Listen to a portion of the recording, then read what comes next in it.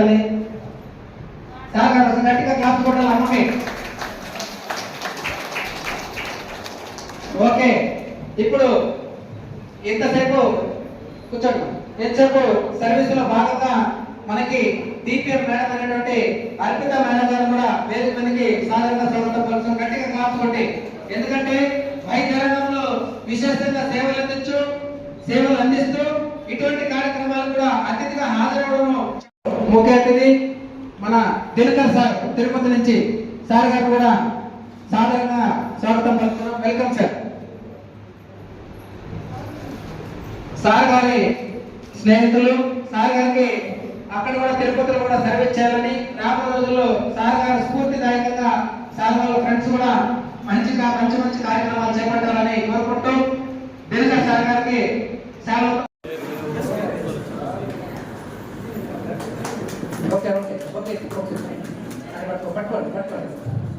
Okay, చాలా thank you sir. మీ సేవలు కూడా మేము మరవలేము. ధన్యవాదాలు తెలియజేయాలి. చాలా సంతోషం సార్. Okay, welcome. అదేవిధంగా క్లాస్ కొట్టి ధన్యవాదాలు తెలియజేయాలి. అదేవిధంగా Muralikrishna sir, mission for machine అంటే రాబోయే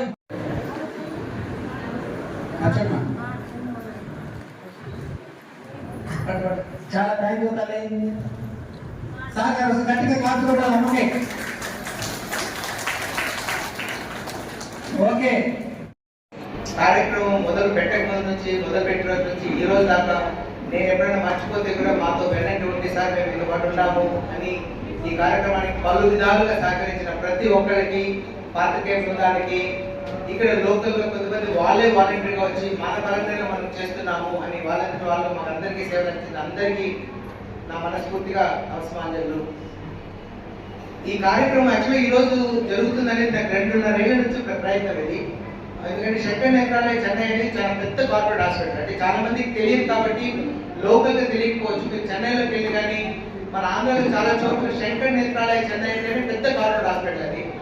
సో వాళ్ళు అందరూ ఏమవుతుందంటే మేము ప్రతి నెల క్యాంపులు జరుగుతున్నాయి. మిషన్ ఫర్ హెల్త్ కావచ్చు, శంకర్ నేత్రాలయ కావచ్చు, పిఎస్ మెడికల్ హాస్పిటల్ కుటుంబాలు కావచ్చు, పల్లెకు వెళ్ళడము, కొన్ని ఊళ్ళలో వెళ్ళడము, ప్రతి నెల ఒక చోట క్యాంపు పెట్టి వాళ్ళు ఇక్కడ నుంచి బస్సులు పెట్టడము, లేదా బస్సులో మీరు వెళ్ళిపోతే అక్కడ సర్జరీ చేయడం అనేది నేను ఎప్పటి నుంచో చూస్తూనే ఉన్నాను కదా, కొన్ని ఏళ్ళుగా జరుగుతోంది.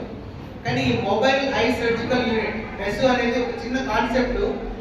వెనకాల ఉన్న 2 బస్సులు దాన్ని డిజైన్ చేయడానికి కొన్ని సంవత్సరాలు పట్టింది.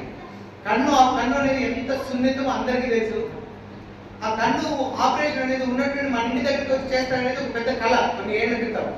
సో వాళ్ళు చాలా కష్టపడి ఆపరేషన్ చేయడమే కాదు, ఇప్పుడు మీకు సర్జరీ చేసిన సర్జన్ సారు ఆల్మోస్ట్ నాకు తెలిసిన కొన్ని వేలలో సర్జరీ చేసినారు.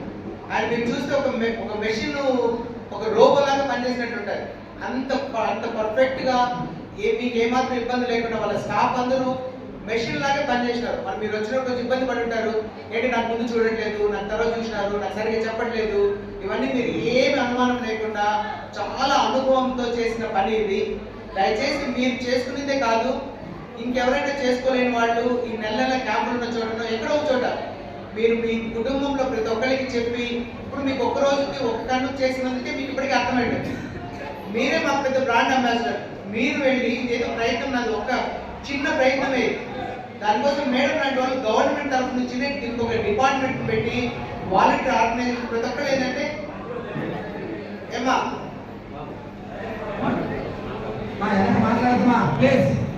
నుంచి కావచ్చు, చాలా మంది వాలంటీర్ ఆర్గనైజేషన్ తరఫున కావచ్చు, మా అందరి ఉద్దేశం ఒకటేమా, ఒక మనిషికి ఒక కన్ను రుచు కనిపించింది అంటే ఆ తర్వాత ఇంకా జీవితం వేరే కనిపిస్తారు. మీరు ఇప్పుడు ఒక కన్ను చేస్తున్నారు, మీకు 4-5 నెలలకు 6 నెలలకు రెండో కన్ను చేసుకున్న తర్వాత మీరే చెప్తారు ప్రపంచమే వేరేగా ఉందనేటట్టు. కాబట్టి మీ ఆరోగ్యమే మహాభాగ్యము. ఇప్పుడు చాలా వరకు ఏం చెప్తారంటే సర్వేంద్రియణ మేడం ప్రధానం. మనము ప్రతిరోజు ఈ కౌన్సిలింగ్ అప్పుడు చెప్పుకున్నాం. ఈ రోజు ఏంటంటే అందరూ మీరే చూస్తే ఇంతమంది సర్జరీ చేసుకున్నారు మీకు తెలియదు. ఒక్కొక్కరు చేసుకుంటూ పోయినారంటే ప్రతిరోజు చేసుకుంటే ఈ రోజు కొంతమంది సర్జరీ అయిపోయింది. కాబట్టి మీరే ఈ ఆరోగ్యంగా వాళ్ళు ఏమైనా చెప్పినారో జాగ్రత్తలంతా ఫాలో అయ్యి ఇలాంటి కార్యక్రమానికి మీరు వచ్చి మీరు సేవ చేయించుకోవడం. ఎందుకంటే చాలా మంది ఎక్కడో అమెరికాలో కావచ్చు, వేరే దేశాలు కావచ్చు, వేరే ఊళ్ళలో కావచ్చు, ఇప్పుడు జయకృష్ణమూర్తి, అరవింద్ కృష్ణమూర్తి అనే వాళ్ళు ఎక్కడో తమిళనాడులో పుట్టి ఎక్కడో అమెరికాలో సెటిల్ అయిపోయినారు. వాళ్ళకి అసలు పలంనేరు సంబంధమే లేదు. మేము ఒక కార్యక్రమం ఇక్కడ చేయాలనుకుంటే వాళ్ళు సార్ మా తరఫున మీరు నిలబడండి, మీరు చేయండి, మేమంతా చేసిన వాళ్ళని. అదే వాళ్ళకి ఎవరికో ఒకరు మీలాంటి వాళ్ళు కను చూపివ్వాలన్న ఆలోచన వాళ్ళది మెయిన్గా. కాబట్టి ఇలాంటి కార్యక్రమాలు వచ్చి మీ ఆరోగ్యం జాగ్రత్తగా చూసుకొని మీరు 10 మందికి ఎప్పుడు కూడా ఆరోగ్యాన్ని అజాగ్రత్తగా చేయకుండా చూపించుకొని ఆరోగ్యంగా ఉండాలని కోరుకుంటూ మనస్ఫూర్తిగా గురువులకు, మా అమ్మకు, నాకు జన్మనిచ్చినటువంటి మా అమ్మకు, నా తోడ్పడిన మా అన్నయ్యకు అందరికీ నా నమస్కారాలు. ఇక్కడ సమయం చాలా తక్కువ ఉంది కాబట్టి నేను మీతో కొన్ని విషయాలు మాట్లాడి ముగిస్తాను. ఒక బిడ్డ ఒక చెట్టు నాటితే అది చెట్టు మంచిగా పెరిగి పెద్ద పళ్ళు పండిస్తే ఎంత సంతోషంగా ఉంటుందో, మాకు మాతృదేవోభవ, పితృదేవోభవ, ఆచార్య దేవోభవ అన్నారు. మంచి తల్లి తండ్రికి మేమిద్దరం పుట్టాము. ఆ బిడ్డలకి మంచి మంచి అనేది నేర్పించి మమ్మల్ని ఎదిగేదానికి సహకారం అందించినారు. గురువులు ఎవరైనా ఉన్నారు, ఈ రోజు నేను గొప్పగా చెప్పుకుంటామంటే రవీంద్రనాథ్ సార్. మేము ఎంత అప్పుడు చదువు విలువ తెలియజేసి ఇట్లా ఉంటే నువ్వు బాగుంటావు అది ఎందుకు అనిపించిందో సార్ తెలియదు, కానీ నా అన్నకి ఫస్ట్ కరెక్ట్ టైంలో ఒక చెట్టుకు నీళ్ళు, ఒక విత్తు మొక్కల వరకు వస్తూ ఉంటుంది, దానికి నీళ్ళు పోస్తే ఒక మహావృక్షం అవుతుంది. సార్కి అప్పుడే అనిపించిందో ఏమో నాకు తెలీదు. అలాంటి శక్తి, అలాంటి మహావృక్షాన్ని మా చేతికి ఇచ్చి ఇటువంటి మంచి కార్యక్రమాన్ని చేయడానికి మా సహకారాన్ని అందించడానికి మా అన్న తోడుగా ఇచ్చినటువంటి సార్కి నా పాదాభివందనాలు తెలియజేసుకుంటున్నాను. ఈరోజు నేను ఒక అన్నకి చెల్లెగా ఉన్నాను, ఒక అమ్మ కూతురుగా ఉన్నాను, ఒక తల్లి బిడ్డగా ఉన్నాను, ఒక భర్తకి భార్యగా ఉన్నాను. ఇవన్నీ ఒక ఆడదానిగా చేసే, ఒక ఆడది చేసే మామూలుగా ఉండే ఒక మహిళగా ఉన్నాను. కానీ ఒక శక్తిగా మార్చడానికి, ఒక ఇంతమందికి నేను సేవ చేసేదానికి తన ఒక ముందుకు తీసుకొచ్చిన మహా ఎవరైనా ఉన్నారంటే మా అన్న. దానికి సహకారం అందించింది మా భర్త. అందరికీ డబ్బు ఉండొచ్చు, ఇప్పుడు ఎవరు పేదవాళ్ళు ధనవంతులు అని ఎవరు లేరు. మనకున్న దాంట్లో మనమే షౌకాలు, మనమే ఇది. కానీ టైంకి మనం ఇంకొకరికి భోజనం పెట్టాలంటే వాళ్ళ ఆకలితో ఉన్నారా లేదా, మనం ఆకలితో వస్తే మనం అన్నం పెడతామే అనుకుంటాం. కానీ మనం వాళ్ళ ఆకలిని ముందే గుర్తించి మనం అన్నం పెడితే బాగుంటుంది, వాళ్ళకి ఆకలి తీరుతుంది అనే ఆలోచన నిజంగా రావడం అనేది చాలా గొప్ప విషయము. అలాంటి వాటిల్లో కొన్ని మాత్రం మీతో నేను పంచుకుంటాను.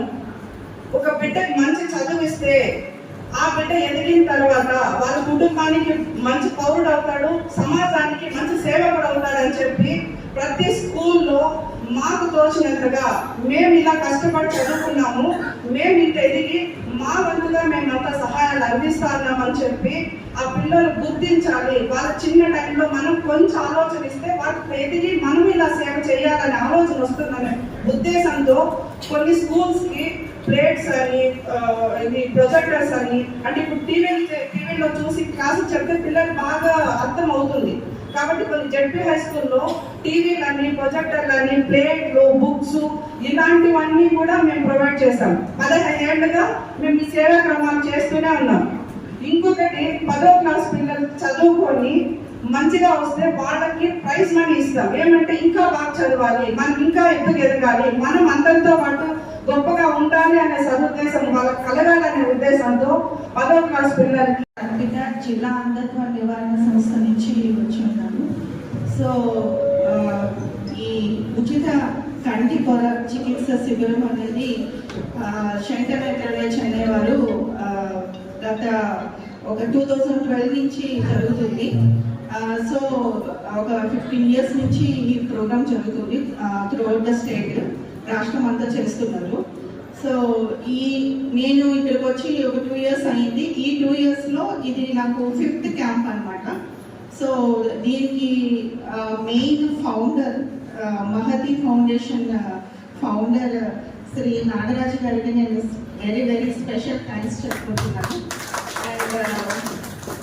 And Shankar Nethralaya, the whole Shankar Nethralaya Chennai team వారికి వాళ్ళకి కూడా నేను స్పెషల్ థ్యాంక్స్ చెప్పుకుంటాను. Because they are doing a lot of hard work and success rate కూడా చాలా బాగుంది. నేను చూసిన ఈ 5 క్యాంప్స్లో ఎటువంటి ఇబ్బందులు, ప్రజలకు ఎటువంటి ఇబ్బందులు కలగలేదు. And the success rate was very high, 100% success అయింది. ఈ 5 క్యాంప్స్ కూడా 100% సక్సెస్ అయింది. సో దీనికి సహకరించిన వారందరికీ, వేదిక మీద ఉన్న పెద్దలందరికీ పేరు పేరు చెప్పున నా వందనాలు తెలియజేసుకుంటున్నాను. అండ్ ఇప్పుడు ఆపరేషన్, ఇప్పుడు దాకా ఒక 125 ఆపరేషన్స్ జరిగినాయి. సో ఈ 125 మెంబర్స్ కూడా శంకరనేత్ర చెన్నై టీం వారు చెప్పిన సూచనలన్నీ పాటించవలసిందిగా, చాలా జాగ్రత్తగా పాటించవలసిందిగా కోరుకుంటున్నాను. థ్యాంక్ యూ అండి. సార్ గారికి ధన్యవాదాలు తెలియజేయాలి.